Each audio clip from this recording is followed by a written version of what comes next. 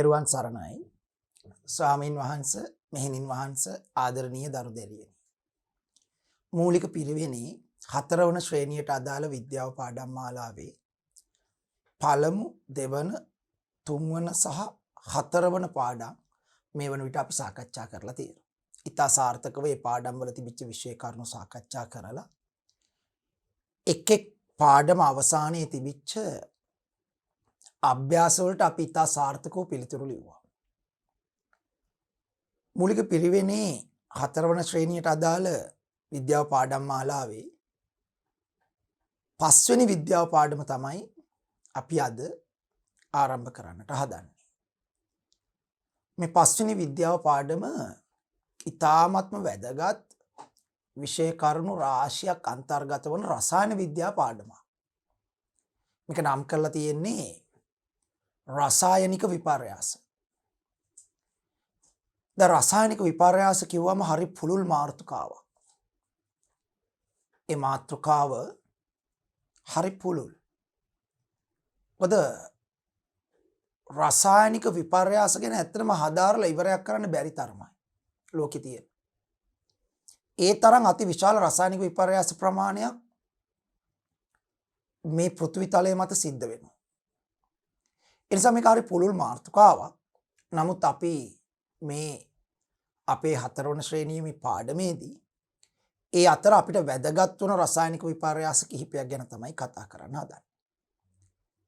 අපි ගත්තොත් එහෙම මුලින්ම පදාර්ථය නිර්මාණය වෙලා තියෙන්නේ අංශු වලින්. බුදුදහමට අනුව සියලු පදාර්ථයන් නිර්මාණය වෙලා තියෙන්නේ පඨවි, ආපෝ, තේජෝ, වායෝ කියන මේ 4 මහා භූත රූපවල.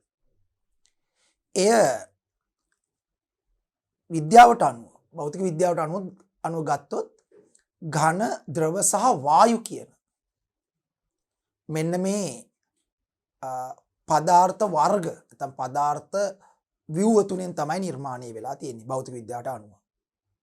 ඕනෑම දෙයක් නිර්මාණය වෙන්නේ ඝන, එක්ක ඝන වලින්, එහෙම නැත්නම් ද්‍රව වලින්, එහෙම නැත්නම් වායු වලින්. ඒතර මේ ඝන, ද්‍රව, වායු වලින් නිර්මාණය වූ පදාර්ථ අතර ඇතැම් පදාර්ථ වලට ජීවී ලක්ෂණ තියෙනවා. ඇතැම් මේවට ජීවී ලක්ෂණ නැහැ. එතකොට මේ ජීවී ලක්ෂණේ පදාර්ථය තුල හටගන්නේ භෞතික වශයෙන් ඝන හෝ ද්‍රව හෝ වායු හෝ ඒ තුනේ මිශ්‍රණයක් ලෙස සකස් වෙච්ච පදාර්ථයක් තුල ජීවී ලක්ෂණ හටගන්නේ ඒ පදාර්ථ තුල සිදුවන එකිනෙක හා ඉතා සම්බන්ධ වූ සංකීර්ණ රසායනික විපර්යාස ක්‍රියාවලියක් හා ඒ ආශ්‍රිතව සිදුවන ශක්ති විපර්යාස කිහිපයක් ලෙස. දැන් වඩා පැහැදිලි වෙන්න මම කියනවා නම් දැන් අපි ගත්තොත් එහෙම මේ පෑන. දැන් මේ පෑනත් පදාර්ථයක්. මේක ඝන පදාර්ථ වලින් හැදිලා තියෙන්නේ. නමුත් මේ පෑන ඇතුලේ රසායනික විපර්යාසයන් සිද්ධ වෙන්නේ නැහැ. එකිනෙක හා බැඳුණු රසායනික විපර්යාස දාමයක් හෝ ඒ ආශ්‍රිත වන ශක්ති විපර්යාසයන් දැනට සිද්ධ වෙන්නේ නැහැ. නිසා ජීවි ලක්ෂණයක් මේකේ නැහැ. නමුත් මගේ ශරීරය ගත්තොත් මේකත් පදාර්ථයක්. මගේ ශරීරය ඇතුලේ ඝන පදාර්ථ තියෙනවා, ද්‍රව පදාර්ථ තියෙනවා, වායු පදාර්ථ තියෙනවා. හැබැයි මට ජීවී ලක්ෂණ තියෙනවා. ඒකට හේතුව තමයි මේ මගේ ශරීරයේ නිකන් තියෙනවා නෙමෙයි, ඇතුලේ එකිනෙක හා බැඳුණු සංකීර්ණ රසායනික විපර්යාස රාශියක් සිද්ධ වෙනවා මගේ ශරීරය ඇතුලේ. එහි ප්‍රතිඵලය ලෙස ශක්ති විපර්යාස හට ගන්නවා. අනේ ශක්ති විපර්යාස තමයි මං ජීවියෙක් ලෙස ඔබ වහන්සේලාට මේ දරුවන්ට මම පේන්නේ මං අතපය වලට චාලක ශක්තිය. මං කතා කරනකොට දොඩි ශක්තිය. මගේ ඇඟේ තියෙන තාප ශක්තිය. මේ අර ඇඟ ශරීරයේ තුල නැත්තම් මේ මගේ මේ පදාර්ථයේ තුල සිදුවන එකිනෙක හා බැඳුණු සංකීර්ණ රසායනික විපර්යාසයන් රාශියක් සහ එහි ප්‍රතිඵලයේ ලෙස සිදුවන ශක්ති විපර්යාසයන් නිසා ජීවි ලක්ෂණ හටගෙන තියෙනවා. එතකොට ඒ නිසා ඕනම පදාර්ථයක් එක්ක ඝන, එහෙම නැත්නම් ද්‍රව, එහෙම නැත්නම් වායු කියන පදාර්ථ ඒවා තුල සිදුවන එකිනෙක බැඳුණු සංකීර්ණ රසායනික විපර්යාසයන් සහ ඒ ආශ්‍රිතව සිදුවන ශක්ති විපර්යාසයන් ප්‍රතිඵලයක් ලෙස ඇතැම් පදාර්ථවල ජීවී ලක්ෂණ හටගන්නවා. එතකොට දැන් අපිට ගැටලුවක් එනවා. මොනවද මේ රසායනික විපර්යාස කියලා කියන්නේ? මොනවද මේ රසායනික විපර්යාස කියලා කියන්නේ? අපි බලමු පොඩ්ඩක්. හරි? රසායනික විපර්යාස අප අවට පරිසරයේ නිරන්තරයෙන් වෙනස් වීම රැසක් සිදු වේ. එම වෙනස් වීම විපර්යාස ලෙස හැඳින්වේ. පඨවි, ආපෝ, තේජෝ, වායෝ යන ශක්ති ප්‍රපංච වලින් ජීවී ලෝකයේ රූපේ නිර්මාණය වී ඇති බව බුදුදහමේ සඳහන් වේ. භෞතික වශයෙන් මෙම රූපස්කන්ධ සෑදී තිබෙන්නේ ඝන, ද්‍රව, වායු යන අවස්ථා තුනෙනි. රූපස්කන්ධය anu සංකීර්ණ භෞතික හා රසායනික පද්ධතියකි. රූපස්කන්ධයේ ජීවී බවට පදනම ලබා දෙන්නේ සංකීර්ණ එකිනෙකට සමීපව සම්බන්ධ වන රසායනික ප්‍රතික්‍රියා සමූහයක් මගින් හා ප්‍රතික්‍රියාශුතු සිදුවන ශක්ති විපර්යාස මගින්. හරි. එතකොට දැන් මේ අප අවට පරිසරයේ සිදුවන විපර්යාස අපිට මූලික කොටස් දෙකකට වෙන් කරන්න පුළුවන්. අප අවට පරිසරයේ සිදුවන විපර්යාස අපිට මූලික කොටස් දෙකකට වෙන් කරන්න පුළුවන්. මොනවද? පළවෙනි එක තමයි භෞතික විපර්යාස. අංක 1 භෞතික විපර්යාස.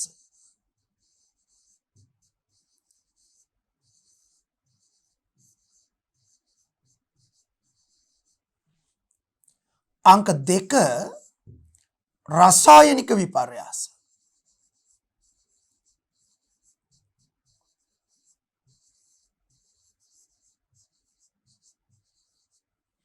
රසායනික විපර්යාස.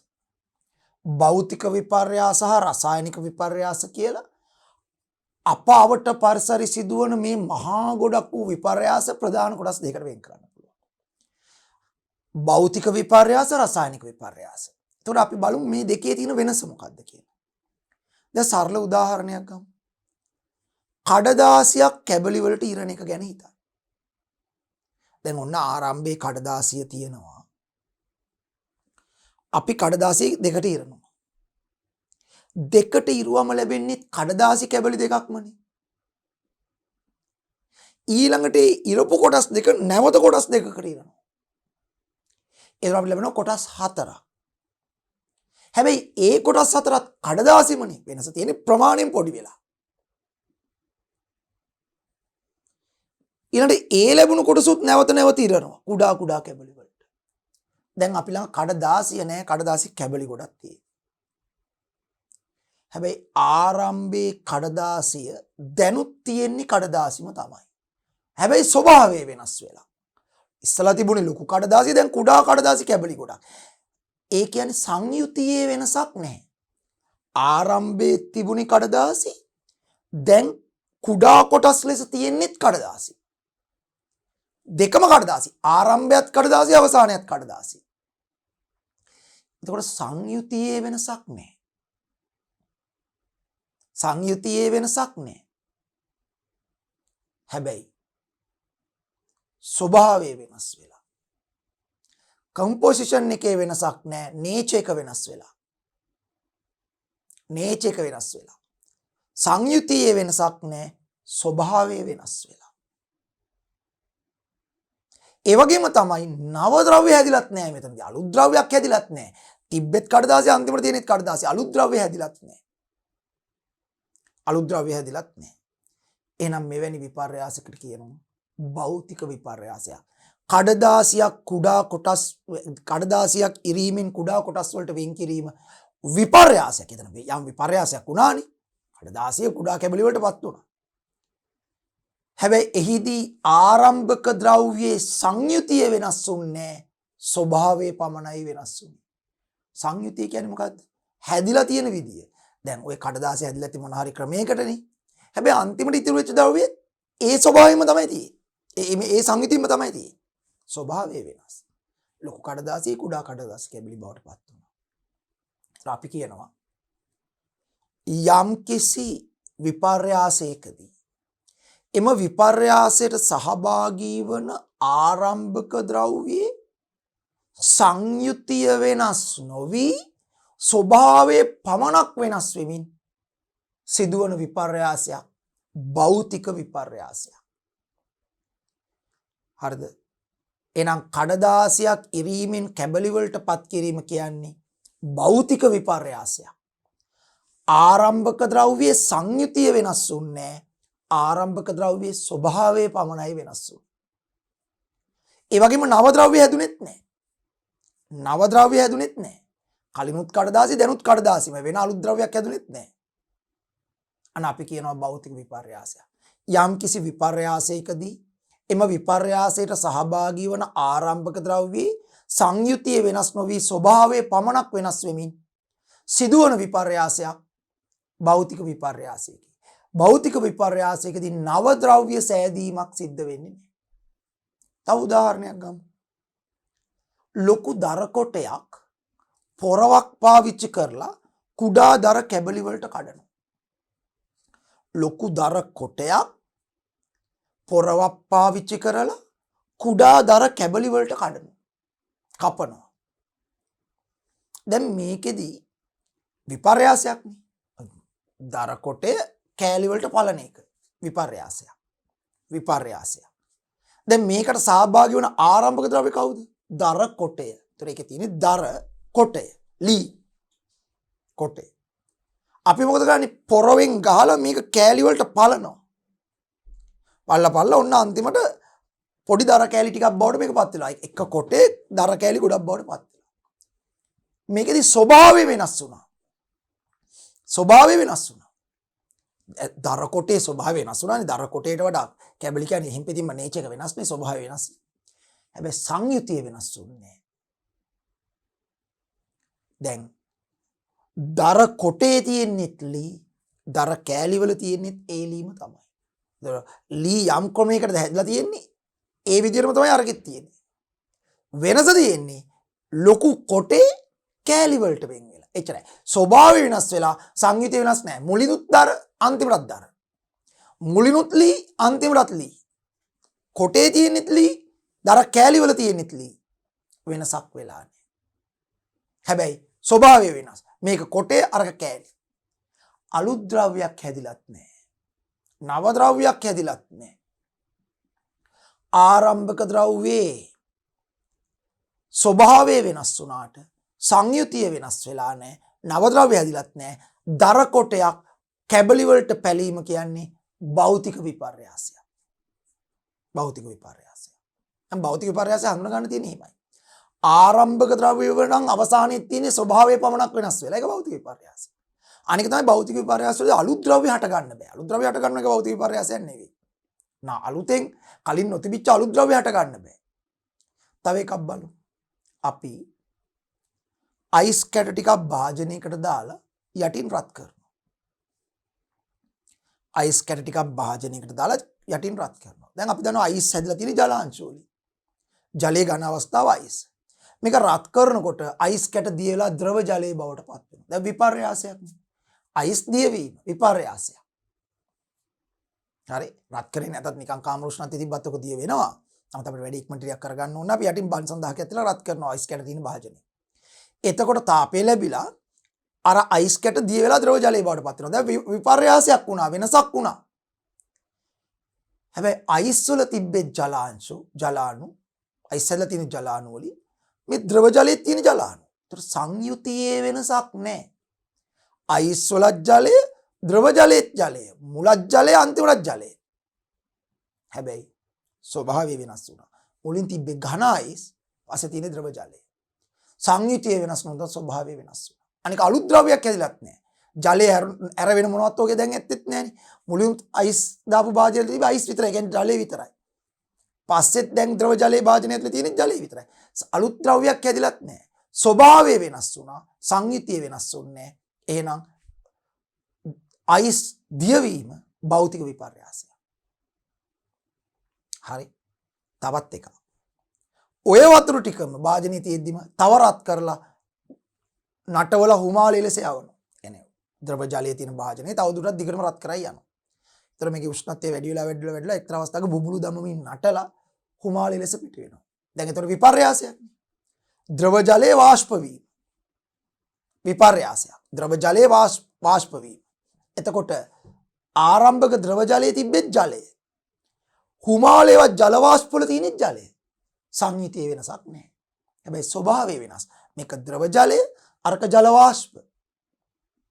ස්වභාවය වෙනස්. සංයුතිය වෙනසක් නැහැ. අලුත් දෙයක් හැදිලත් නැහැ. නව ද්‍රව්‍යයක් හැදිලත් නැහැ. ද්‍රව ජලය ඇතුලේ තිබෙච්ච ජලය, හිමාලය ඇතුලේ තියෙන ජලය. එතකොට සංයුතියේ වෙනසක් නැතුව ස්වභාවයේ පමණක් වෙනස් වෙලා නව ද්‍රව්‍යයක් සෑදෙන්නේ නැතුව සිදුවෙච්ච විපර්යාසයක්. එහෙනම් ජලය වාෂ්ප වීම, ද්‍රව ජලයේ වාෂ්ප වීම කියන්නේ භෞතික විපර්යාසයක්. භෞතික විපර්යාසය. දැන් පැහැදිලි? එහෙනම් සාමාන්‍යයෙන් සියලුම අවස්ථා විපර්යාස භෞතික විපර්යාස. ඝන ද්‍රව වෙන ඒවා, ද්‍රව වායු වෙන ඒවා, වායු ද්‍රව වෙන ඒවා, ද්‍රව ඝන වෙන ඒවා, මේවා භෞතික විපර්යාස. දැන් උදාහරණයකට අපි ඩී ෆිෂර් එක තියෙන අර අයිස් හැදෙන ට්‍රේ එකකට වතුර දාලා ෆ්‍රිජ් එකේ දාලා සිසිල් කරනවා. ඒතර ආරම්භයේ අපි දැම්මේ ජලයේ ට්‍රේ එකට.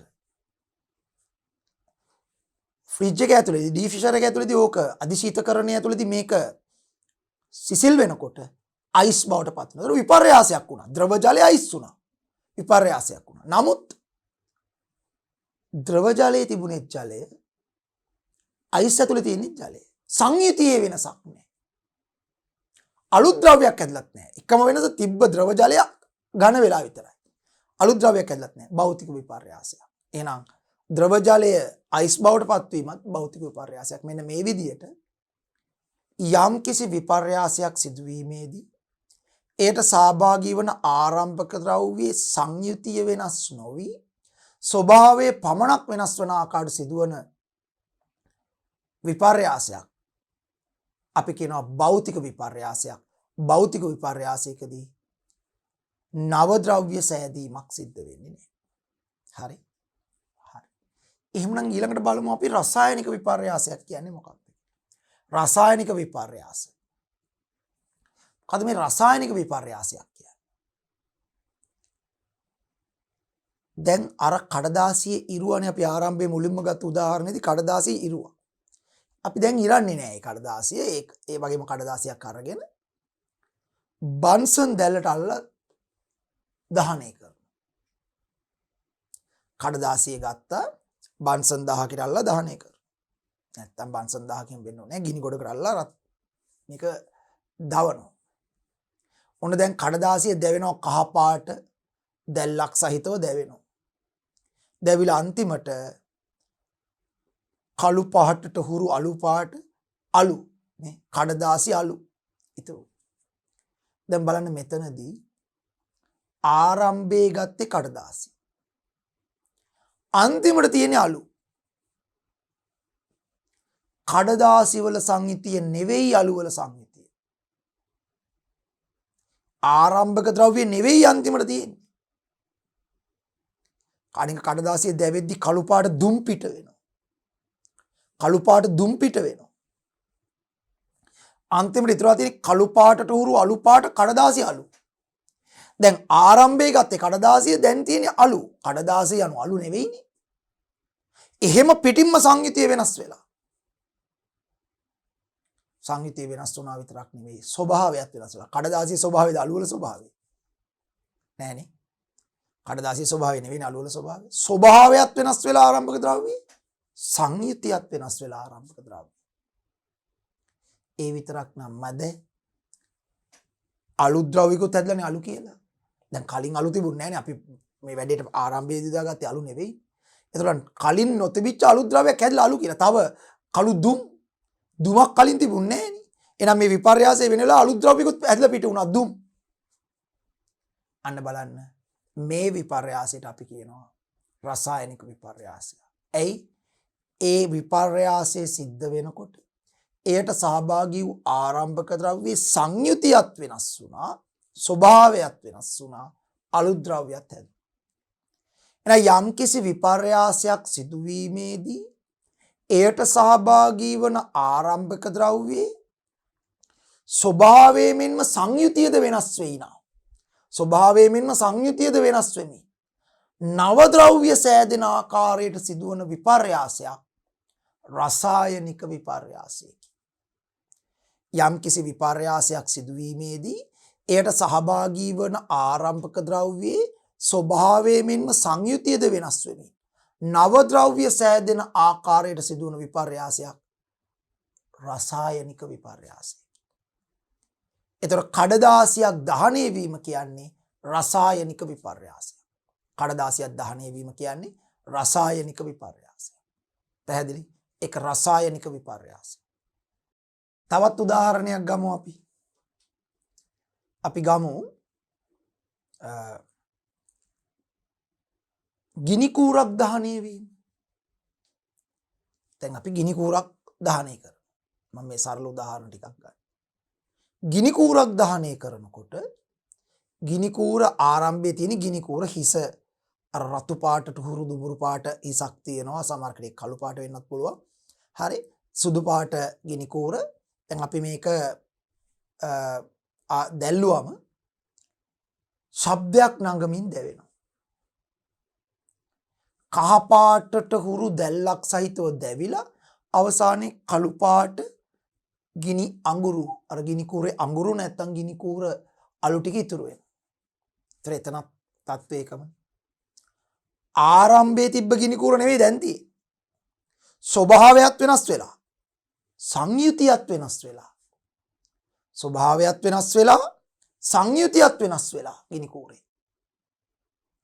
නව ද්‍රව්‍යයක් හැදිලා තියෙනවා. අඟුරු අලු ඊළඟට අර ගිනි කූර දහන විදිහ පිට වෙච්ච දුම්. හරි. නව ද්‍රව්‍යයක් හැදලා තිනවා. එහෙනම් ගිනි කූරක් දහනීය වීමත් රසායනික විපර්යාසයක්. ආරම්භක ද්‍රව්‍යයේ ස්වභාවයෙන්ම සංයුතියත් වෙනස් වෙලා නව ද්‍රව්‍ය සෑදෙන ආකාරයට සිදු වූ විපර්යාසයක්. රසායනික විපර්යාසයක්. රසායනික විපර්යාසයක්. අපි ගත්තොත් එහෙම තව උදාහරණයක් මෙන්න මෙහෙම සාමාන්‍යයෙන් අපිට තේරෙන විදිහට ගත්තොත් එහෙම තනුක හයිඩ්‍රොක්ලෝරික් ආම්ලයට මැග්නීසියම් පටි කෑල්ලක් දාන්න. තනුක හයිඩ්‍රොක්ලෝරික් ආම්ලයට මැග්නීසියම් පටි කෑල්ලක් දාන්න.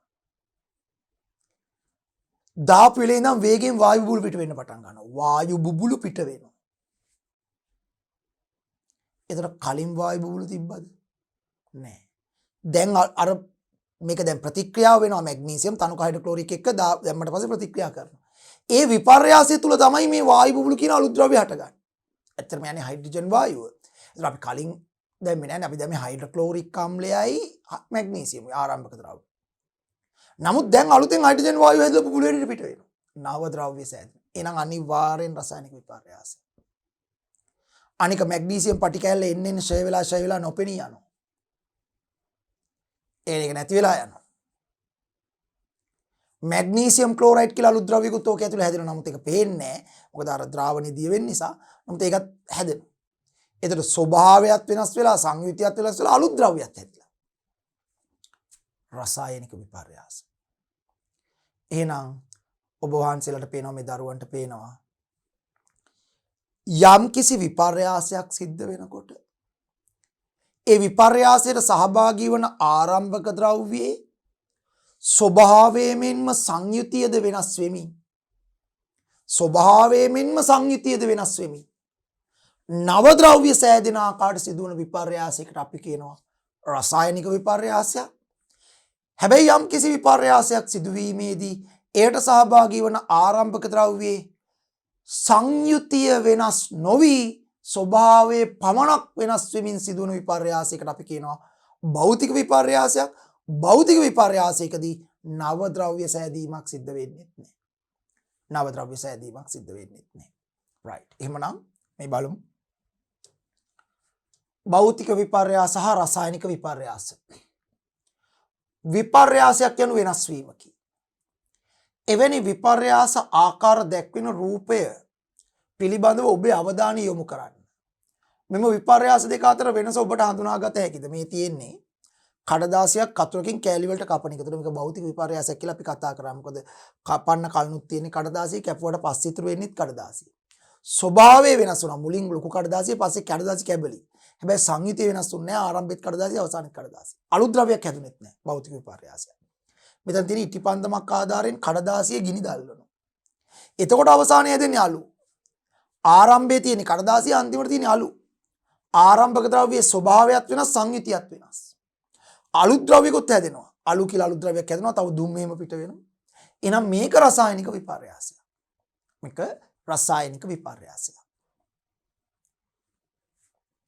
කඩදාසියක් කතුරකින් කැපුව විට කැබලි බවට පත්වේ. ඒත් කඩදාසියා කඩදාසි කැබලිවල අඩංගු දේහි වෙනසක් සිදු වී නොමැත. අඩංගු දේ වෙනසක් සිදු වෙලා නැහැ. එසේ යම් ද්‍රව්‍යක සංයුතියේ වෙනසක් සිදු නොවි පවත්නා ස්වභාවයේ පමණක් වෙනසකට ලක්වන්නේ නම් එවැනි විපර්යාස භෞතික විපර්යාස ලෙස හැඳින්වේ. හරි නේද මම කිව්වා.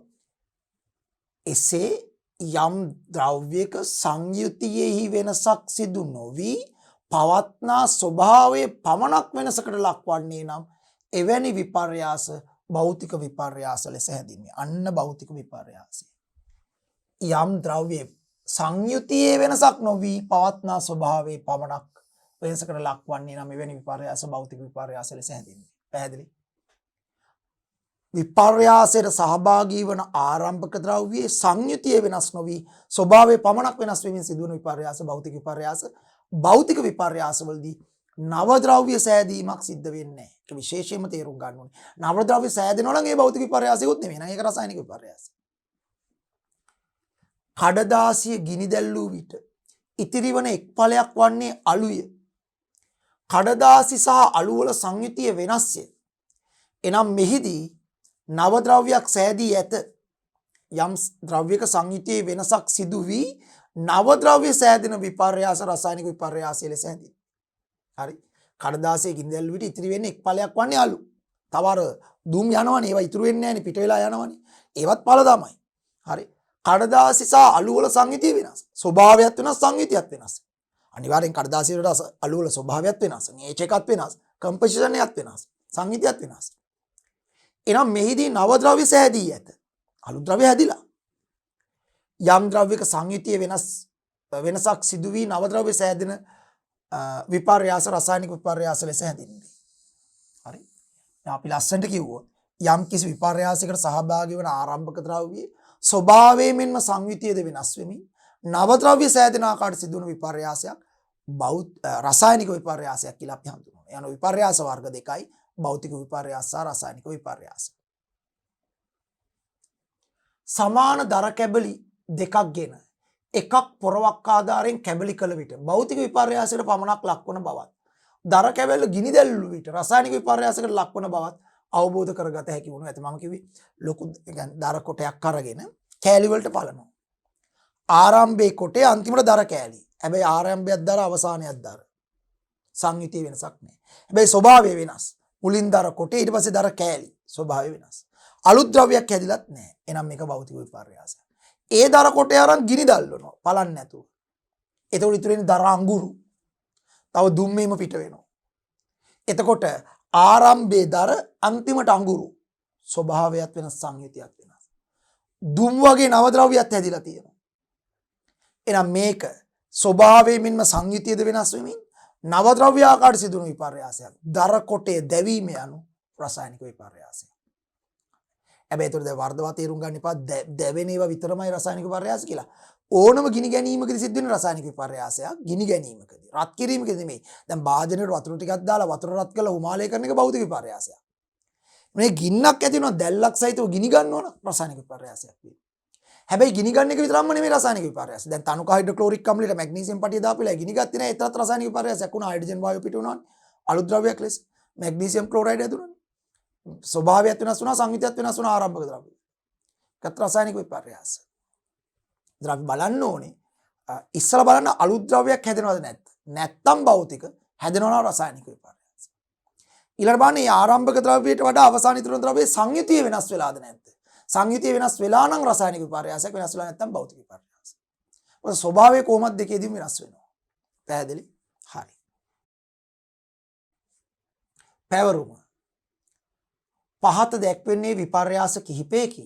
ඒවා භෞතික විපර්යාස රසායනික විපර්යාස ලෙස වර්ග කර වගු ගත කරන්න.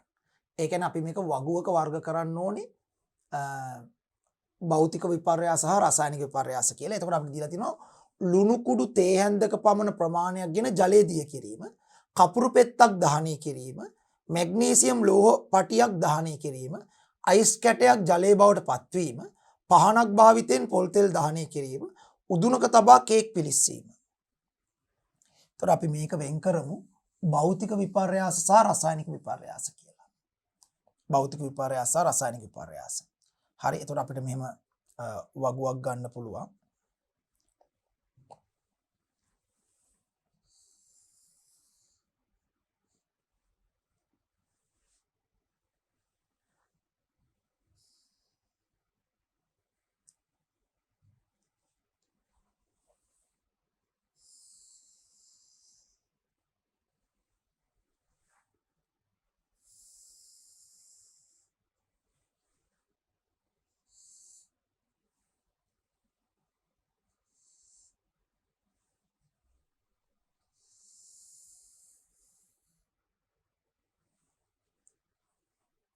ඔන්න ඔහොම වගුවක් ගත්තොත්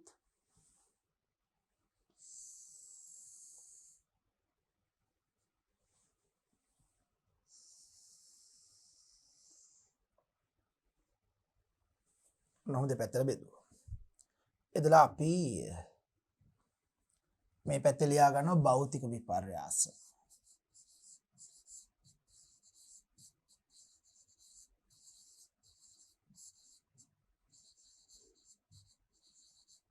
මේ පැත්තේ ලියනවා රසායනික විපර්යාස.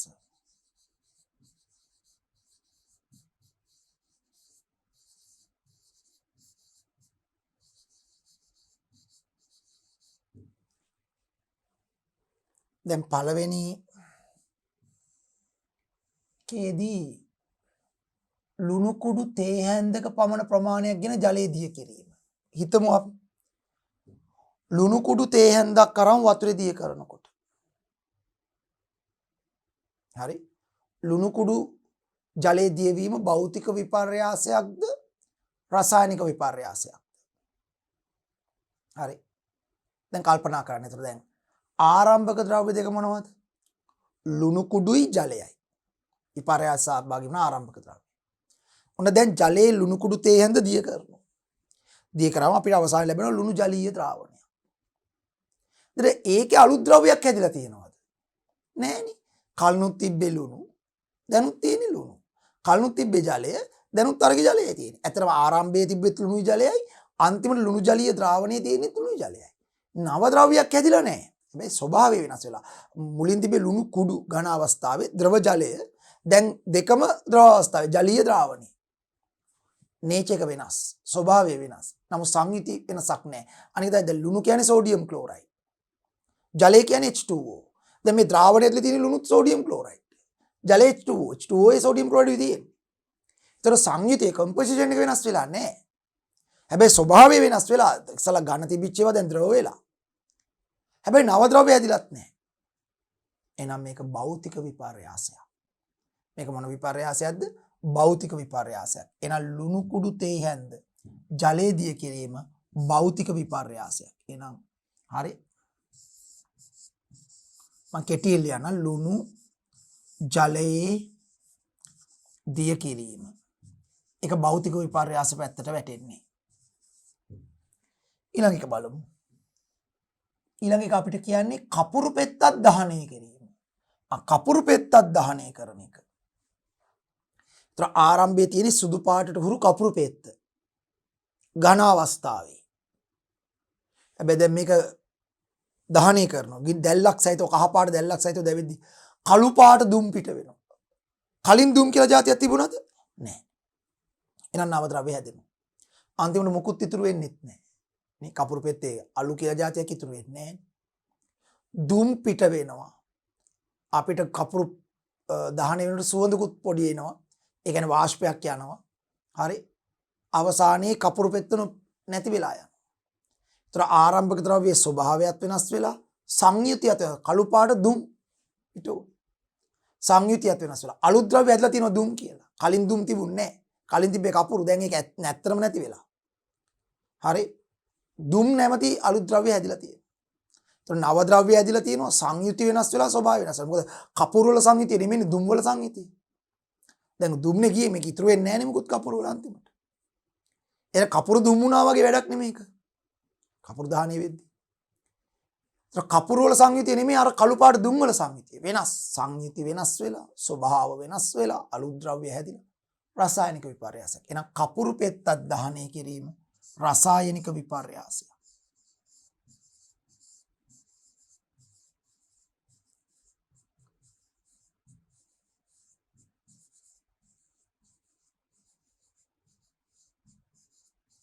කපුරු පෙත්තක් දහනය කිරීම රසායනික විපර්යාසය. ඊළඟට මැග්නීසියම් ලෝහ පටියක් දහනය කිරීම. බන්සන් 1000කට බන්සන් 1000ක් දල්වලා මෙහෙම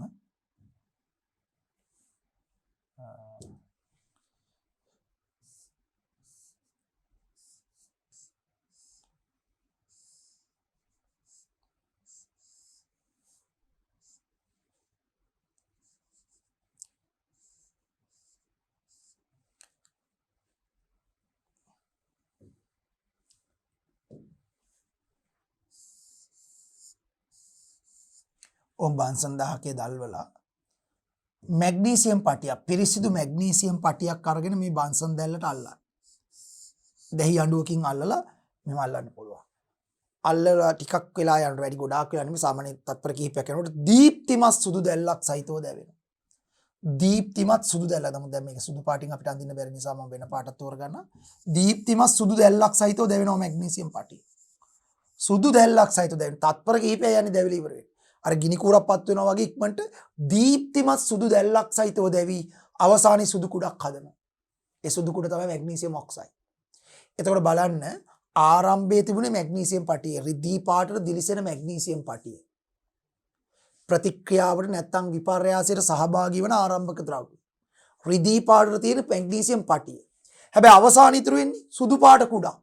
මැග්නීසියම් පටියක් ඉතුරු වෙන්නේ නැහැ. මේක අර ගිනි කූර දැවිලි කරනවා වගේ දීප්තිමත් සුදු දැල්ලක් සහිතව දැවෙනවා. දැවිලා සුදු කුඩක් හදනවා. එතකොට ආරම්භක ද්‍රව්‍ය මැග්නීසියම් පටිය අවසානයේ සුදු කුඩ. ස්වභාවයත් වෙනස් සංයුතියත් වෙනස්. මැග්නීසියම් පටියේ සංයුතිය නෙමෙයි සුදු පාට කුඩේ තියෙන සංයුතිය. ඊළඟ ස්වභාවයත් වෙනස් සංයුතියත් වෙනස්. ඊළඟ දීප්තිමත් සුදු දැල්ලක් සහිතව දැවෙනවා. දැවෙදි දුම් එහෙමනම් ලොකුවට පිට වෙන්නේ නැහැ. නමුත් සුදු දැල්ලක් පේනවා. ආලෝකයේ වීදෙනවා. ඒතර ස්වභාවයත් වෙනස් වෙලා සංයුතියත් වෙනස් වෙලා. කලින් මැග්නීසියම් දැන් සුදු පාට කුඩක්. සුදු පාට කුඩක් කලින් තිබුණේ නැහැ නේ. කෙනෙක් අලුත් ද්‍රව්‍යයක්. එහෙනම් නව ද්‍රව්‍යයකුත් සෑදිලා තියෙනවා සුදු පාට කුඩක්. ඇත්තට මේකට කියන්නේ මැග්නීසියම් ඔක්සයිඩ් එක. මැග්නීසියම් ඔක්සයිඩ් එක. හරි. ඉතින් නමුත් ඒකේ නම නොදැනගත්තත් ඔබ දැනගන්නේ වුණාට මැග්නීසියම් පටියක් බන්සන් දැල්ලට අල්ලා රත් කරන විට සෑදෙන දීප්තිමත් දැල්ලක් සහිතව දැවි සෑදෙන සුදු පාට කුඩ මැග්නීසියම් ඔක්සයිඩ්. ඒතර කලින් ගත්තේ මැග්නීසියම් අන්තිමට තියෙන මැග්නීසියම් ඔක්සයිඩ් සංයුතිය වෙනස්, ස්වභාවය වෙනස්, අවසානයේ අලුත් ද්‍රව්‍යයක් හැදිලා. එහෙනම් මේක රසායනික විපර්යාසයක්. එහෙනම් මැග්නීසියම් පටි කැබැල්ලක් දහනය කිරීම රසායනික විපර්යාසයක්. අපිට ලියන්න පුළුවන්.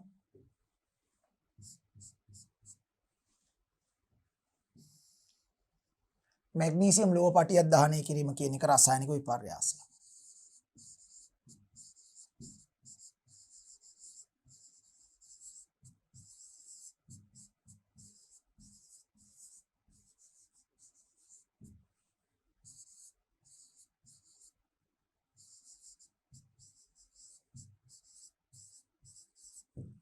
ඊළඟ එක්කෙනා අයිස් කැටයක් ජලයේ බවට පත් වීම අපි කතා කෙරුවා. අයිස් කැටයක් භාජනයක දාලා කාමෘෂ්ණත්වය තිබ්බත් ඇති ක්‍රමක්‍රමෙන් දී වෙලා ජලයේ බවට පත් වෙනවා. ඒතර ආරම්භයේ විපර්යාසයට සහභාගී වූ ආරම්භක ද්‍රව්‍ය අයිස්. අවසානයේ තියෙන ද්‍රව ජලය. අයිස් වල තියෙන ජලය, ද්‍රව ජලය ඇතුලේ තියෙන ජලාණු. සංයුතිය වෙනසක් නැහැ. අයිස් කැටල ඇතුලේ තියෙන ජලාණු, ද්‍රව ජලය ඇතුලේ තියෙන ජලාණු. ආරම්භයේ තිබ්බ ද්‍රව්‍යම තමයි අවසානයේ තියෙන සංයුතිය වෙනස නැහැ. හැබැයි ස්වභාවය වෙනස්. මුලින් අයිස් කැටේ ඝන අවස්ථාවේ දැන් ද්‍රව අවස්ථාවේ ද්‍රව ජලයේ සංයුතිය වෙනස් වෙලා නැහැ, ස්වභාවය වෙනස් වෙලා. හැබැයි අලුත් ද්‍රව්‍යයක් හැදිලත් නැහැ. ජලයේමනේ තියෙන්නේ කොහොමද? එහෙනම් ඒක භෞතික විපර්යාසයක්. එහෙනම් අයිස් කැටයක් ජලයේ බවට පත්වීම භෞතික විපර්යාසයක්. අයිස් කැටයක් ජලයේ බවට පත්වීම භෞතික විපර්යාසයක්.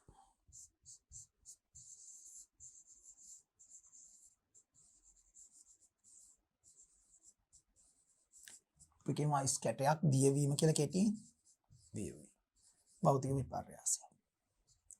ඊළඟට පහනක් භාවිතයෙන් පොල් තෙල් දහනය කිරීම. දැන් මැටි පහනක් කියලා හිතන්නකෝ ලේසි. මැටි පහනක් ඒකට තිරයක් දාලා පොල් තෙල් දාලා දහනය කරනවා. දැන් එතන මොන විපර්යාසයක් තියෙන්නේ? ආරම්භයේ තියෙන පොල් තෙල් සහ තිරයක් දායක වෙනවා වෙන්න පුළුවන්. ආරම්භක විපර්යාස සහභාගී ආරම්භක ද්‍රව්‍ය පොල් තෙල් සහ තිරය කියමුකෝ. දැවිලි උරුණාට පස්සේ එතන පොල් තෙල් නැහැ. එහෙනම් ආරම්භක ද්‍රව්‍ය නෙවෙයි තියෙන පොල් තෙල් තිබ්බනම් දැන් අන්තිමට තියෙන්නේ බෑ. පොල් තෙල් නෑ. ඒත් වාෂ්ප වෙලා නැත්තම් දුම් ලෙස දැවිලා පිට වෙලා. ඊළඟට අර පහන තිරෙත් දැවිලා තිරේ අලු බවට පත් වෙලා. එතකොට අන්න ස්වභාවය වෙනස් වෙලා. සංයුති වෙනස් වෙලා.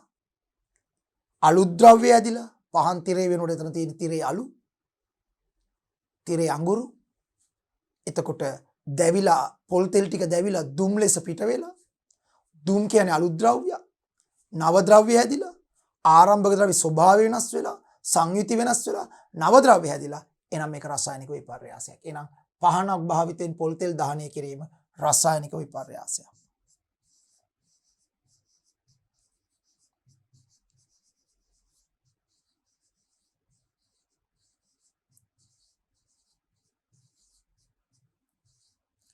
පොල් තෙල් දහනය කිරීම.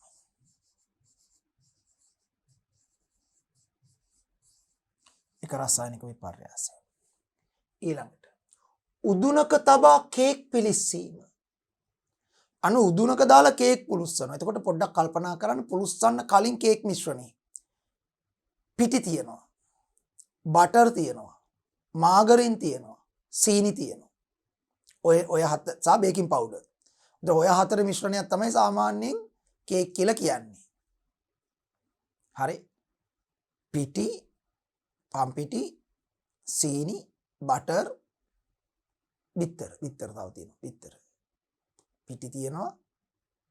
බටර් එවත් මාගරින් තියෙනවා. සීනි තියෙනවා. බිත්තර තියෙනවා. තව බේකින් පවුඩර් තියෙනවා. දැන් ඔය මිශ්‍රණය තමයි අපි අවන් එකට දාන්නේ. නැත්නම් උදුනට දාන්නේ.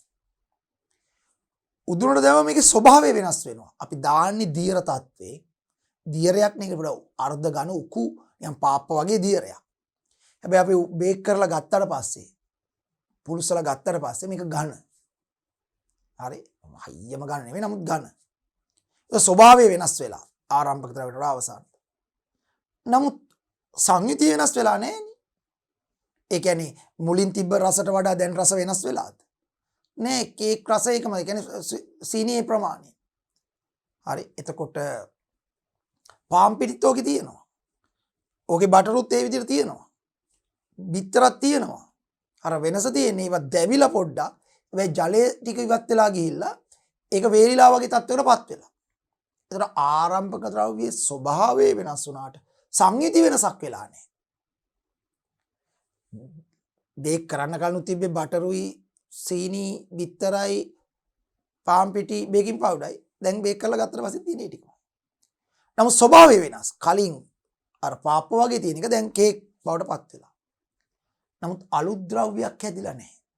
දැන් අලුද්‍රව්‍යයක් හැදුනා නම් කලින් තිබ්බට වඩා අලුද්‍රව්‍යයක් හැදිලා නැහැ නේ. කේක් අර මිශ්‍රණයේ තිබ්බ සංඝටක තිබ්බා මේකෙත් තියෙන. අලුද්‍රව්‍යයක් හැදිලා නැහැ. එහෙනම් මෙතන නව ද්‍රව්‍ය හැදිලත් නැහැ. සංයුති වෙනස් වෙලත් නැහැ. නමුත් ස්වභාවය වෙනස් වෙලා. එනක භෞතික විපර්යාසයක්. එහෙනම් උදුනක තබා කේක් පිලිස්සීම භෞතික විපර්යාසයක්.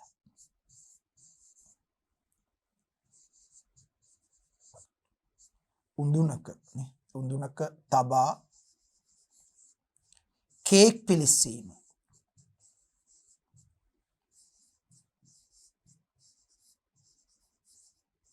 ඒක භෞතික විපර්යාසය. පැහැදිලි? දැන් මෙන්න මේ විදිහට අපිට පුළුවන් එදිනදා ජීවිතයේ දකින්න විපර්යාස ඔබ වහන්සේලාට පුළුවන් මේ දරුවන්ටත් පුළුවන් දැන් යම් කිසි විපර්යාසයක් දැක්කම ගහකින් ගෙඩියක් වැටෙන එකක් දැක්කොත් එතන විපර්යාසයනේ වෙනසන්නේ. ගල ගහකින් ගෙඩියක් බිමට වැටෙන එක. විපර්යාසයක්. වෙනසක්. තිබ්බට වඩා වෙනස් වුණානේ දැන් පැවතිච්ච තත්ත්වය. ඒක මොකද්ද? වැටෙන්න කලින් තිබ්බේ ගෙඩිය වැටුණාට පස්සේ තියෙනෙත් ගෙඩිය. ස්වභාවය වෙනස්. උස්සලා තිබ්බ ගහ උඩ දැන් තියෙන ගහ යට වැටුණාට පස්සේ තමයි තැලිලා එහෙම තියෙන්නත් පුළුවන්. අර ස්වභාවය වෙනස්. සංහිති වෙනසක් නැහැ. මේ ගෙඩියම තමයි දැන් තියෙන්නේ. අලුද්‍රව්‍යයක් හැදිලත් නැහැ. භෞතික විපර්යාස. භෞතික. නමුත් දැන් අපි තුන් පළතුරු ගෙඩියක් ඉදෙනවා. අමු ගෙඩියක් ඉදෙනවා. එතකොට ස්වභාවයත් වෙනස් වෙනවා සංයුතියත් ඇතුළේ වෙනස් වෙනවා. අමු ගෙඩියේ තියෙන රස නෙමෙයි නිදුණු ගෙඩියේ. ඒ කියන්නේ ඇතුළේ සංයුති වෙනස් වෙනවා. ඒ පළතුරු ගෙඩියක් ඉදෙනකොට ඇතුළේ සංයුතිය වෙනස් වෙනවා. ඊළඟට අමු ගෙඩියෙන් ආපු නැති අමුතු සුවඳක් එනවා ඉදුණු ගෙඩියේ. ඒ කියන්නේ ඒකෙන් යම් රසායනික ද්‍රව්‍යයක් වාෂ්ප වෙනවා. වාෂ්ප වෙන හය ඇතුළේ යනවා තමයි සුවඳ එන්නේ. එහෙනම් අලුත් ද්‍රව්‍ය පිට වෙන්න පටන් ගන්නවා. එහෙනම් අමු ගෙඩියක් අමු පළතුරු ගෙඩියක් ඉදෙනවා කියන්නේ රසායනික විපර්යාසයක්. ස්වභාවය වෙනස් වෙනවා, ඇතුලේ සංයුතියත් වෙනස් වෙනවා, නව ද්‍රව්‍ය හැදෙනවා. අමු ගෙඩියේ පැන් රස නැහැ, නමුත් ඉදුණු පළතුරු ගෙඩිය බෝලට පැන් රසයි. ඒ කියන්නේ මේකේ සුක්‍රෝස් නැහැ, සීනි වර්ග නැහැ, අරගේ සීනි වර්ග තියෙනවා. එහෙනම් අලුත් ද්‍රව්‍ය හැදෙනවා එහෙනම් ඉදෙද්දි. හරි එහෙනම් ඒක රසායනික විපර්යාසය. දැන් මේ විදියට ඔබ වහන්සේලාට පුළුවන් මේ දරුවන්ට පුළුවන් තමන් එදිනදා ජීවිතයේ දකින විපර්යාස වර්ග කරගන්න. භෞතික විපර්යාසද රසායනික විපර්යාස. අලුත් ද්‍රව්‍යයක් හැදෙනවා නම් රසායනික අනිවාර්යයි. අලුත් ද්‍රව්‍ය හැදෙන්නේ නැත්නම් භෞතික.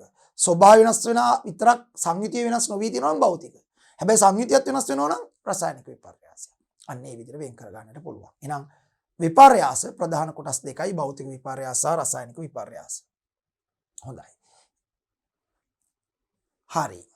එතකොට රසායනික ප්‍රතික්‍රියා වර්ග ගැන තමයි කතා කරන්නේ. ඇත්තටම දැන් මේ පාඩමේ මාතෘකාව රසායනික විපර්යාසනේ. මාතෘකාව රසායනික විපර්යාස. එතකොට රසායනික විපර්යාස ගැන කතා කරනකොට දැන් අපි වර්ග දෙකකට වෙන් කරා භෞතික විපර්යාස රසායනික විපර්යාස. සංයුතිය වෙනස් නොවි ස්වභාවය පවණක් වෙනස් වෙනවා භෞතික විපර්යාස. සංයුතියත් එක්ක ස්වභාවය වෙනස් වෙලා අලුත් ද්‍රව්‍ය හැදෙනවා රසායනික විපර්යාස.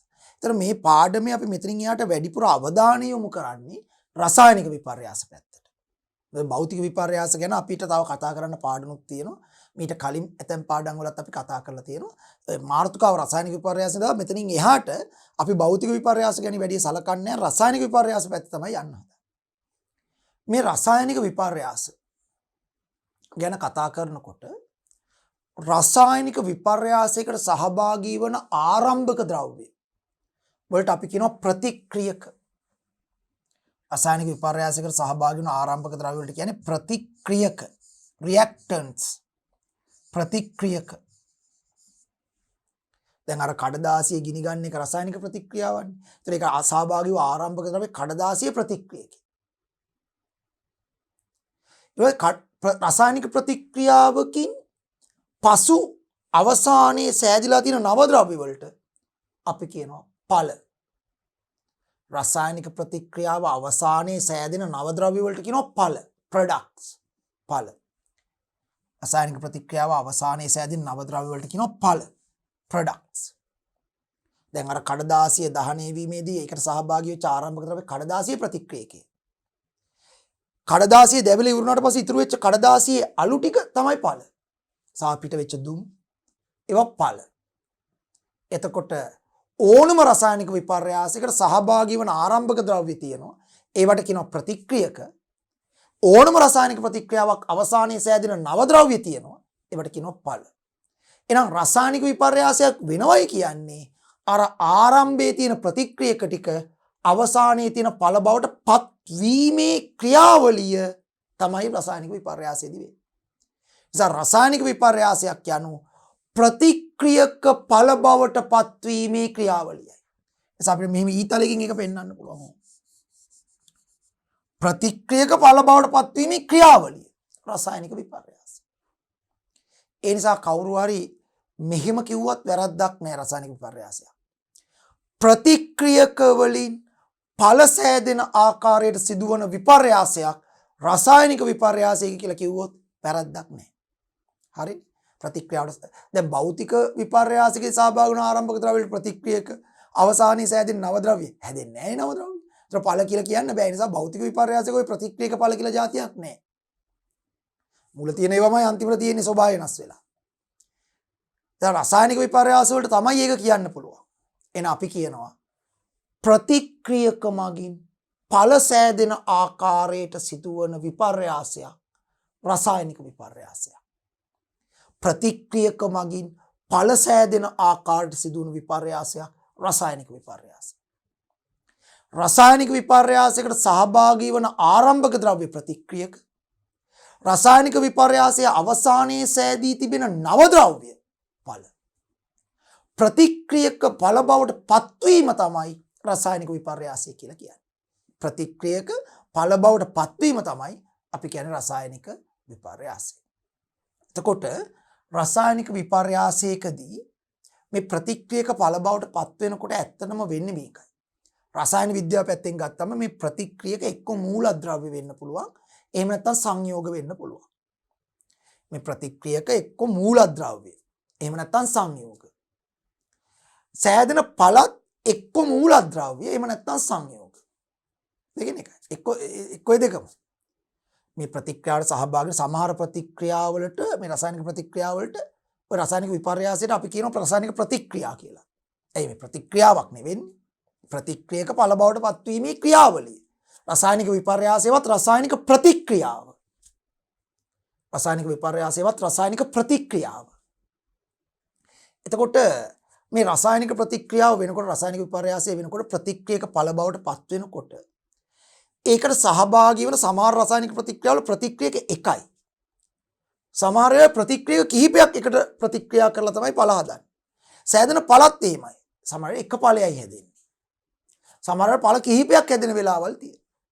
හැබැයි කොහොම වුණත් මේ ප්‍රතික්‍රියක එක්ක මූලද්‍රව්‍ය එහෙම නැත්නම් සංයෝග. ඇතැම් විට මේ දෙකම. සෑදෙන ඵලත් එක්ක මූලද්‍රව්‍ය එහෙම නැත්නම් සංයෝග. එහෙම නැත්නම් මේ දෙකම. ඉතින් ඇත්තටම ප්‍රතික්‍රියාව වෙද්දි වෙන්නේ මේකයි. ඒ කියන්නේ ගැඹුරු තර්කයේ ප්‍රතික්‍රියාව වෙද්දි වෙන්නේ ප්‍රතික්‍රියකවල තියෙන බන්ධන කැඩිලා අලුත් බන්ධන හැදිලා නව ඵල හැදෙනවා. ඇත්තටම රසායනික ප්‍රතික්‍රියාවකදී වෙන්නේ බන්ධන සමූහයක් කැඩිලා අලුත් බන්ධන සමූහයක් හැදේ. අපි රසායනික බන්ධන ගැන ඉගෙන ගත්තනේ කලින් රසායන විද්‍යාව පාඩමකදී මේකෙදි. මේ හතරවෙනි ශ්‍රේණියේ. ඇත්තටම ඕනම රසායනික පර්යාසයකදී වෙන්නේ ප්‍රතික්‍රියකවල තියෙන බන්ධන කැඩිලා වෙන ක්‍රමයකට සකස් වෙලා අලුත් බන්ධන ටිකක් හැදෙනවා. ඒක උඩ අලුත් සංයෝග. අලුත් මූලද්‍රව්‍ය. එතකොට බන්ධන කැඩි බන්ධන සකස් වීම වෙන විදිහකින් කියනවා නම් බන්ධනවල ප්‍රතිසංවිධානයක් තමයි රසායනික ප්‍රතික්‍රියාවක් කියන්නේ. බන්ධනවල ප්‍රතිසංවිධානයක්. ප්‍රතික්‍රියක හැදිලා තියෙන බන්ධන කැඩිලා ඒ ද්‍රව්‍ය වලින්ම වෙන විදිහේ බන්ධන හැදිලා ඵල හැදෙනවා. ඒ බන්ධන කැඩලා බන්ධන හැදුනොත් තමයි සංයුතිය වෙනස් වෙන්නේ. නව ද්‍රව්‍ය හටගන්නේ. ඒක තමයි රසායනික විපර්යාසය. ඒක තමයි රසායනික විපර්යාසය. පැහැදිලි? ඒක තමයි රසායනික විපර්යාසය. ඒ නිසා ඕනම රසායනික විපර්යාසයකදී වෙන්නේ ප්‍රතික්‍රියක ඵල බවට පත්වීම. එහිදී ප්‍රතික්‍රියකවල තියෙන බන්ධන බිඳී නව බන්ධන සෑදී ඵල නිර්මාණය වෙනවා. ඒක තමයි වෙන්නේ. හරි? එහෙනම් රසායනික ප්‍රතික්‍රියාවකත් රසායනික විපර්යාසයක් අපිට මෙන්න මේ පොදු නිරූපණයෙන් දක්වන්න පුළුවන්. ප්‍රතික්‍රියක ඵල බවට පත්වීම රසායනික විපර්යාසය. රසායනික ප්‍රතික්‍රියාවකදී නව ද්‍රව්‍ය සෑදෙන බව අප දන්නා කරුණකි. එසේ නම් රසායනික ප්‍රතික්‍රියාවක් සිදු වූ බවට පිළිගත හැකි සාක්ෂි මොනවාද? රසායනික ප්‍රතික්‍රියාවක් සිදු වෙමිදී ලබාගත හැකි නිරීක්ෂණ මොනවාද? මේ පිළිබඳව සොයා බැලීමට පහේ ක්‍රියාකාරකමේ නිරත වෙනවා. සාමාන්‍යයෙන් රසායනික ප්‍රතික්‍රියාවක් වෙනකොට වෙච්ච බව රසායනික විපර්යාසයක් වෙච්ච බව හඳුන ගන්න පොඩි නිරීක්ෂණ කිහිපයක් තියෙනවා. එකක් තමයි අලුත් නව ද්‍රව්‍යයක් හැදීම. දැන් සංයුතිය වෙනස් වීම. නමුත් ඇත්තටම සංයුතිය වෙනස් වුණාද නැද්ද කියලා බලන්න මේ ද්‍රව්‍ය පරීක්ෂා කරන්න බෑ. එහෙම නෙමෙයි විපර්යාසය වෙනකොටම මේක රසායනික විපර්යාසයක් නැද්ද කියලා බලන්න පොඩි ක්‍රම කිහිපයකුත් තියෙනවා. එකක් තමයි ඒ විපර්යාසය සිදු වෙනකොට කලින් නොතිබිච්ච වායුන් පිට වෙන්න පටන් ගන්නවා. කලින් පිට නොවෙත්, ඒ කියන්නේ කලින් විපර්යාසයට පෙර පිට නොවෙච්ච වායු මේ විපර්යාසය තුල පිට වෙන්න පටන් ගන්නවා. අනිවාර්යෙන් රසායනික විපර්යාසයක් කියන්නේ. වායු පිටවීම සිද්ධ වෙනවා නම් ඒ රසායනික විපර්යාසය. ඊළඟ කලින් නොතිබිච්ච අවක්ෂේප හට ගන්න පටන් ගන්නවා. කලින් එහෙම අවක්ෂේපයක් පතුලේ තිබුණේ විපර්යාසය වෙනකොට කලින් නොතිබිච්ච අවක්ෂේපයක් හැදලා පතුලේ තැම්පත් වෙනවා නම් රසායනික විපර්යාසයක් වෙයි. භෞතික විපර්යාසවල ඒවා වෙන්නේ. වායු පිටවි අවක්ෂේප ඇතිවි වර්ණ විපර්යාස වෙනවා නම් පාට වෙනස් වෙනවා නම් දැන් බලන්න කඩදාසි ඉරලා කඩදාසි කැබලි කරන එක භෞතික විපර්යාසයක්. වර්ණය වෙනස් වුන්නේ නැහැ නේ කඩදාසි. හැබැයි කඩදාසිය දහනය කරලා අලු වැදෙනකොට එහෙම් පිටින් වර්ණය වෙනස් වෙනවා. රසායනික විපර්යාස. වර්ණ විපර්යාස හට ගන්නවා නම් රසායනික විපර්යාස. ඊළඟට තාපය පිට වෙනවා නම් අවට පරිසරයට. ඒ කියන්නේ පද්ධතිය රත් වෙනවා නම් විපර්යාසය වෙනකොට අපි රත් කරන්නේ නැතුව ඉබේ පද්ධතිය රත් වෙනවා නම් රසායනික විපර්යාසයක් වෙයි. දැන් අර අයිස් නැත්නම් වතුර භාජනයකට අරන් යටින් අපි රත් කරලා උමාලේ හදන එක නෙමෙයි. ඒක අපිනේ රත් කරන්නේ. එහෙම නෙමෙයි. විපර්යාසය වෙද්දි රත් වෙනවා නම්. ඉබේ. අවට පරිසරයේ තාපෙ පිට වෙනවා කියන එකේ තේරුම. රත් වෙනවා කියන්නේ අවට පද්ධතියේ තාපෙ විපර්යාසයෙන් පිටතට තාපෙ පිට කරනවා. එහෙම වෙනවා නම් ඒක රසායනික විපර්යාසය. එහෙම නැත්නම් පද්ධතිය විටින් අවට පරිසරයෙන් තාපය උරාගෙන සිසිල් වෙනවා නම් ඒකත් රසායනික විපර්යාසය. සමහර රසායනික විපර්යාස වෙනකොට පද්ධතිය සිසිල් වෙනවා. ඇමෝනියම් ක්ලෝරයිඩ් සුදු පාට කුඩු කැට ටිකක් අරගෙන වතුර පරීක්ෂණ නලයකට වතුර ටිකක් අරගෙන ඇමෝනියම් ක්ලෝරයිඩ් ටිකක් දාලා දිය කරන්න. කම්මුලේ තියාගන්න පරීක්ෂණ නලේ සීතල වෙනවා කම්මුල. ඒ කියන්නේ අවට පරිසරයෙන් තාපය උරා ගන්නවා. රසායනික විපර්යාසයක් වෙන්නේ. රසායනික විපර්යාසයක්. එහෙනම් රත් වීම සිසිල් වීම වෙනවා නම් විපර්යාසය තුල රසායනික විපර්යාසයක් වෙනවා.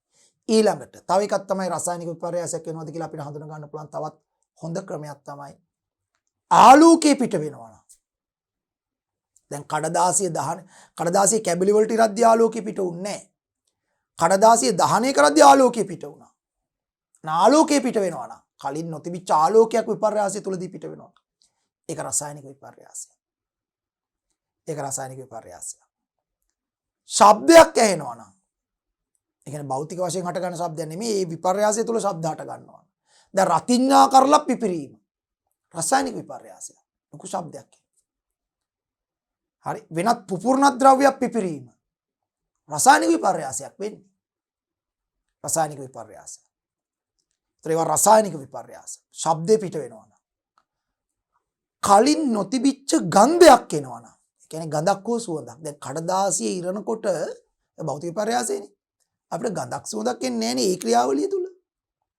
නමුත් අර කඩදාසිය දැවෙනකොට අපිට සමහරවිට ගඳක් එන්න පුළුවන්. ඒ ආවේනික දැවෙන ගන්ධය එන්න පුළුවන්.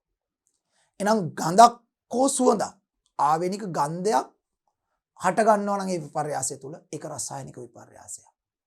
ඒක රසායනික විපර්යාසයක්. දැන් මේ විදියට වායු පිටවී අවක්ෂේප ඇති වී වර්ණ වෙනස් වී තාපේ පිටවී රත් වී සිසිල් වී ආලෝකයේ පිටවී ශබ්දයේ පිටවී ගන්ධය ඇතිවීම ආදී ක්‍රියාවලි යම් විපර්යාසයක් තුළ සිදු වෙනවා නම් එය රසායනික විපර්යාසයක් සිදු වන බවට සාක්ෂි. රසායනික විපර්යාසයක් සිදු වන බවට සාක්ෂි. දැන් බලමු මේ ක්‍රියාකාරකමේ නිරත වෙලා පහයක ක්‍රියාකාරකම අවශ්‍ය ද්‍රව්‍ය ගිනි පෙට්ටියක් මැග්නීසියම් පටි කැබැල්ලක් ඉටිපන්දමක් පිහිතලයක් කෝව අඬුවක්. කෝව අඬුව කියන්නේ අර කෝව අල්ලන්න පාවිච්චි කරන අඬුව. ඒ අඬුව සාමාන්‍ය අඬුවට වඩා පොඩ්ඩක් නැවිලා වක්‍ර වෙලා තියෙන්නේ. ඒ වගේ කෝව අඬුවක් අරගෙන මේ මැග්නීසියම් පටිය දහනය කරද්දී කෝව අඬුවෙන් අල්ලලා බන්සන් දැල්ලට අල්ලන්න ඕන එකයි. හරි. ක්‍රමය ගිනි කූර දල්වන්න. මුලින්ම ගිනි කූර දල්වන්න.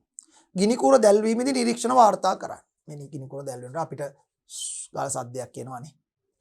ඊළඟට ආලෝකයේ පිට වෙනවා පේනවා දැල්ලක් සහිතව කහ පාට. ආවේනික ගන්ධයක් එන්න පුළුවන් ගිනි කූර කිට්ටු අපේ නහයේ කිට්ටුව තිබුණොත්. හරි.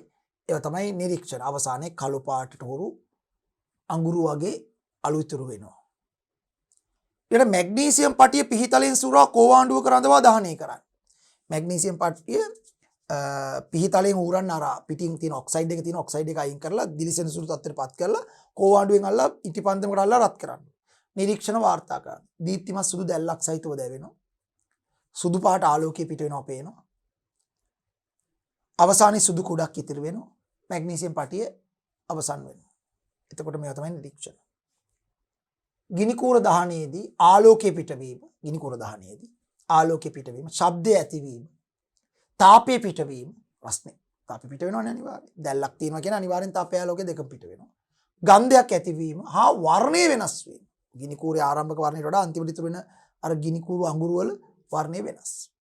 වර්ණය වෙනස් වීම සිදු වේ. ඉතින් බලන්න ආලෝකයේ පිටවීම, ශබ්දය ඇතිවීම, තාපයේ පිටවීම, ගන්ධයක් ඇතිවීම හා වර්ණය වෙනස් වීම සිදු.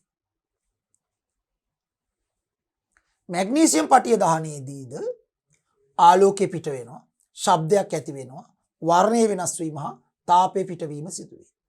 හරි. මීට අමතරව රසායනික ප්‍රතික්‍රියා සිදුවීමේදී සිසිල් වීම තාපේ පිට වුණොත් රත් වේ. තාපේ උරා ගන්න සමහර ප්‍රතික්‍රියාවකට කියනවා තාප අවශෝෂක ප්‍රතික්‍රියා. ඒකවල සිසිල් වෙනවා. හරි. සිසිල් වීම ද්‍රව්‍ය නොපෙනී යෑම. දැන් කපුරු පෙත්තක් දහනය කරනකොට කපුරු පෙත්ත නොපෙනී යනවානේ. නොපෙනී යනවා. ඒ වගේ. හරි ද්‍රව්‍ය නොපෙනී යෑම. වායුවක් පිටවීම. කලින් නොතිබිච්ච වායුවක් පිටවීම. වැනි නිරීක්ෂණද හඳුනා ගත හැකියි. මේ ආකාර රසායනික තව අවක්ෂේපයක් ඇති වෙනවා නම් කලින් නොතිබිච්ච. එකත් රසායනික විපර්යාසය. මේ ආකාර රසායනික ප්‍රතික්‍රියාවක් සිදු වූ බවට සාක්ෂි ලෙස පහත නිරීක්ෂණ එකක් වූ කිහිපයක් දැක්විය හැකියි. රසායනික ප්‍රතික්‍රියාවක් කරනකොට මෙන්න මේ කියපු නිරීක්ෂණ වලින් එකක් හෝ කිහිපයක් වෙනවා ඒක රසායනික විපර්යාසය. ආලෝකය ඇතිවීම, ගන්ධයක් ඇතිවීම, තාපය පිටවීම, වර්ණය වෙනස් වීම, සිසිල් වීම හෝ රත් වීම, ද්‍රව්‍ය නොපෙනී යෑම, ශබ්දය ඇතිවීම, වායුවක් පිටවීම. ඊට අමතරව අවක්ෂේපයක් ඇතිවීමත් රසායනික විපර්යාසයක් සිදු වන බවට සාක්ෂියක්. රසායනික ප්‍රතික්‍රියාවක් සිදුවීමේදී ප්‍රතික්‍රියාවට බඳුන් වන ද්‍රව්‍ය ප්‍රතික්‍රියක ලෙසත් ප්‍රතික්‍රියාවට බඳුන් වන ද්‍රව්‍යට කියන්නේ ප්‍රතික්‍රියක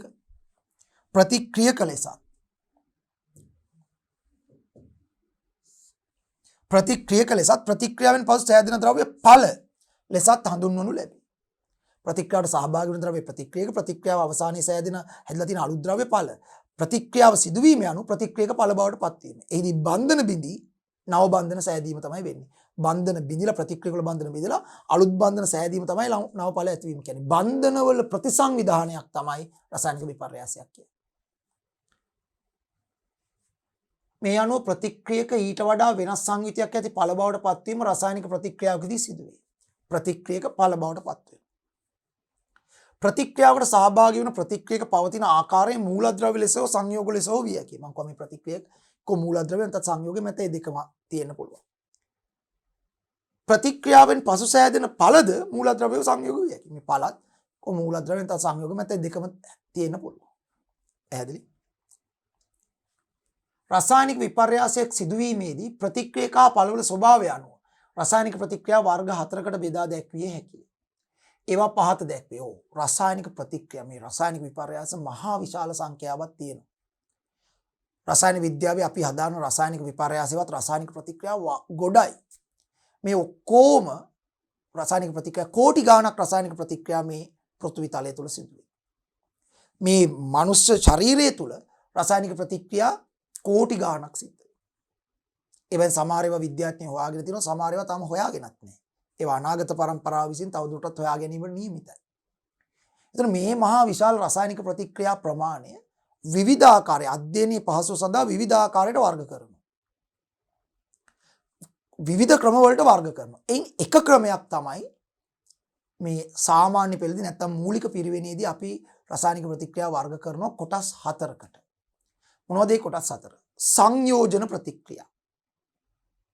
සමහර රසායනික විපර්යාස ප්‍රතික්‍රියා සංයෝජන ප්‍රතික්‍රියා. තවත් සමහරක් වියෝජන ප්‍රතික්‍රියා. වියෝජන ස්වරූපයේ ප්‍රතික්‍රියා. තවත් සමහරක් ඒක ප්‍රතිස්ථාපන ප්‍රතික්‍රියා. ඒකට තව නමක් කියනවා ඒක විස්ථාපන ප්‍රතික්‍රියා. දෙකම හරි. ඒක ප්‍රතිස්ථාපන නැත්නම් ඒක විස්ථාපන ප්‍රතික්‍රියා. හතරවෙනි ආකාරය තමයි ද්විත්ව ප්‍රතිස්ථාපන ප්‍රතික්‍රියා. ද්විත්ව ප්‍රතිස්ථාපන ප්‍රතික්‍රියා නැත්නම් ද්විත්ව විස්ථාපන ප්‍රතික්‍රියා. ඒතර සංයෝජන ප්‍රතික්‍රියා. හරි. combination reactions. හරි.